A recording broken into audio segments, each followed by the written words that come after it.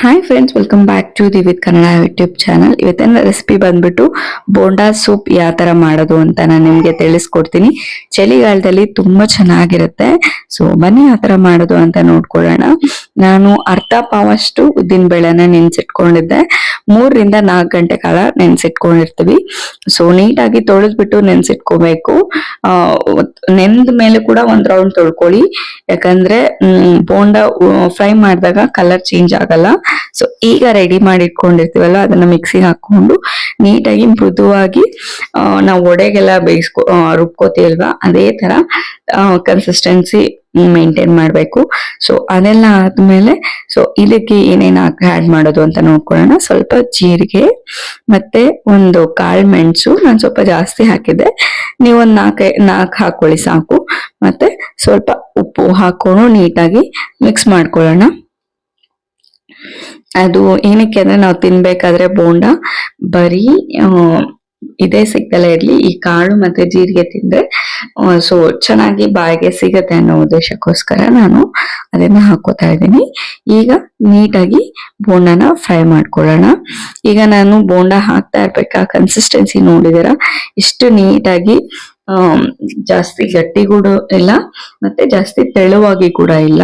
ಒಂದೇ ಸತಿ ಹಾಕಿದ ತಕ್ಷಣ ಬೋಂಡ ಬೀಳ್ತಾ ಇದೆ. ಸೊ ಆ ಕನ್ಸಿಸ್ಟೆನ್ಸಿ ಮೇಂಟೈನ್ ಆಗ್ಬೇಕು. ತೆಳುವಾದ್ರೆ ಚೆನ್ನಾಗ್ ಬರಲ್ಲ, ಗಟ್ಟಿ ಆದ್ರೂ ಕೂಡ ವರ್ಟ್ ಆಗ್ಬಿಡತ್ತೆ ಅನ್ನೋ ಉದ್ದೇಶಕ್ಕೆ ಇಷ್ಟು ಕನ್ಸಿಸ್ಟೆನ್ಸಿ ಇದ್ರೆ ಸೊ ಚೆನ್ನಾಗ್ ಬರುತ್ತೆ. ಈಗ ನೀಟಾಗಿ ಫ್ರೈ ಮಾಡ್ಕೋತಾ ಇದೀವಿ.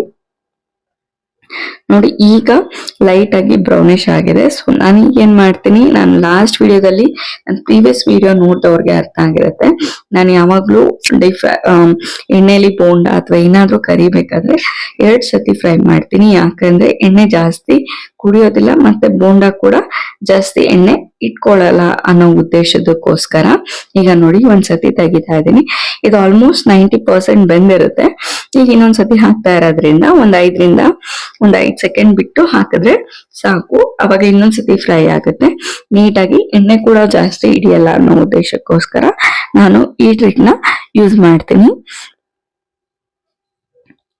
ಇದೆಲ್ಲ ನೀಟಾಗಿ ಫ್ರೈ ಆಗಿದೆ. ಈಗ ಬನ್ನಿ ಸೂಪ್ ಯಾವ ತರ ಮಾಡೋದು ಅಂತ ನೋಡ್ಕೊಳ್ಳೋಣ. ಈಗ 2 ರಿಂದ 3 ಸ್ಪೂನ್ ಆದಷ್ಟು ಎಣ್ಣೆ ಹಾಕ್ತಾ ಇದ್ದೀನಿ. ಮತ್ತೆ ಅದಕ್ಕೆ ಸ್ವಲ್ಪ ಜೀರಿಗೆ ಮತ್ತೆ ಸ್ವಲ್ಪ ಕರ್ಬೇವಿನ ಸೊಪ್ಪು ಹಾಕ್ತಾ ಇದ್ದೀನಿ.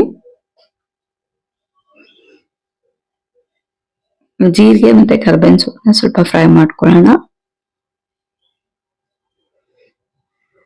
ಮತ್ತೆ ಮೆಣಸಿನ್ಕಾಯಿ ಒಂದು 3 ರಿಂದ 4 ಮೆಣಸಿನ್ಕಾಯಿನ ಹಾಕೋತಾ ಇದ್ದೀನಿ. ಅದು ಕೂಡ ನೀಟಾಗಿ ಫ್ರೈ ಮಾಡ್ಕೋತಾ ಇದ್ದೀನಿ. ಮತ್ತೆ ಈಗ ಸ್ವಲ್ಪ ಶುಂಠಿ ಹಾಕೊಂಡು ನೀಟಾಗಿ ಫ್ರೈ ಮಾಡ್ಕೊಳ್ಳೋಣ.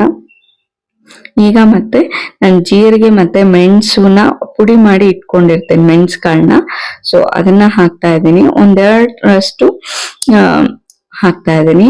ಸೊ ಏನಕ್ಕೆ ಅಂದ್ರೆ ನಾವು ಸೂಪಲ್ಲಿ ಬರೀ ಖಾರ ಮೆಣಸಿನ್ಕಾಯಿಗಿಂತ ಕಾಳು ಮೆಣಸು ಕೂಡ ಖಾರ ಇರುತ್ತೆ. ನಾವು ಯೂಶಲಿ ಖಾರದ ಪುಡಿ ಯೂಸ್ ಮಾಡಲ್ಲ, ಅದರಿಂದ ಕಾಳು ಮೆಣಸನ್ನ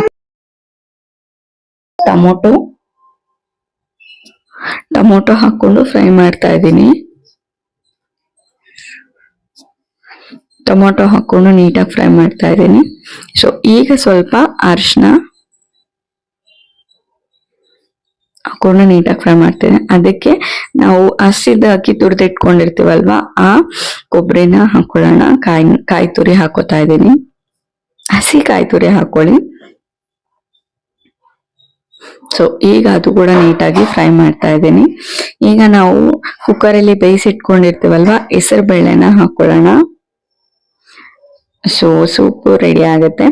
ಇದಕ್ಕೆ ನಾನು ನೀಟಾಗಿ ಸ್ವಲ್ಪ ಬೇಯ್ಲಿ ಅನ್ನೋ ಉದ್ದೇಶಕ್ಕೆ ಈ ತರ ಮಾಡ್ಕೋತಾ ಇದ್ದೀನಿ.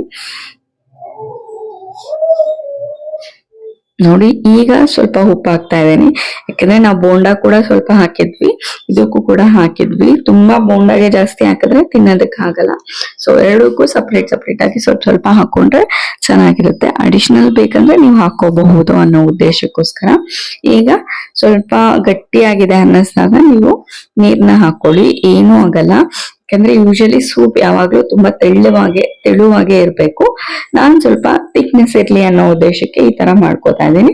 ನಿಮ್ಗೆ ಇನ್ನೂ ತೆಳುವಾಗಿ ಬೇಕು ಅಂದ್ರೆ ಇನ್ನೊಂದ್ ಸ್ವಲ್ಪ ನೀರ್ನ ಆಡ್ ಮಾಡ್ಕೊಳ್ಳಿ, ಏನಾಗಲ್ಲ. ಸೊ ಸೂಪ್ ರೆಡಿ ಆಗಿದೆ. ಈಗ ಬನ್ನಿ ನೋಡೋಣ ಬೋಂಡ ಯಾವ ತರ ಫ್ರೈ ಆಗಿದೆ ಅಂತ. ನೋಡಿ ನೀಟಾಗಿ ಎರಡು ಕಡೆ ಫ್ರೈ ಆಗಿದೆ, ಒಳಗಡೆ ಕೂಡ ಅಂಡ್ ಕ್ರಿಸ್ಪಿ ಆಗಿ ಇದೆ. ಸೊ ಈಗ ಬೋಂಡಾಗೆ ಸೂಪ್ ನ ಆಡ್ ಮಾಡ್ಕೊಳ್ಳೋಣ. ನೋಡಿ ನಾನು ಈ ಕನ್ಸಿಸ್ಟೆನ್ಸಿಲಿ ಹಾಕೊಂಡಿದ್ದೀನಿ. ನಿಮ್ಗೆ ಇನ್ನೂ ಬೇಕು ಅಂದ್ರೆ ತೆಳುವಾಗಿ ಕೂಡ ಮಾಡ್ಕೋಬಹುದು. ಸೊ ತುಂಬಾ ಚೆನ್ನಾಗಿರುತ್ತೆ ಅಂಡ್ ಟೇಸ್ಟಿ ಆಗಿರುತ್ತೆ. ಈ ಮಳೆಗಾಲದಲ್ಲಿ ಕೂಡ ತುಂಬಾ ಚೆನ್ನಾಗಿರುತ್ತೆ. ಸೊ ನಿಮ್ಗೆ ಈ ರೆಸಿಪಿ ಇಷ್ಟ ಆದ್ರೆ ನಿಮ್ಮ ಮನೇಲಿ ಒಂದ್ಸತಿ ಟ್ರೈ ಮಾಡಿ. ಯಾರೆಲ್ಲ ವಿಡಿಯೋಸ್ ಹಾಗೆ ನೋಡ್ತಿರೋ ಪ್ಲೀಸ್ ಸಬ್ಸ್ಕ್ರೈಬ್ ಮಾಡಿ and stay tune to my channel. ನೀವು ಸಬ್ಸ್ಕ್ರೈಬ್ ಮಾಡಿದ್ರೆ ನಾವು ಮತ್ತಷ್ಟು ವಿಡಿಯೋಸ್ ನ ಅಪ್ಲೋಡ್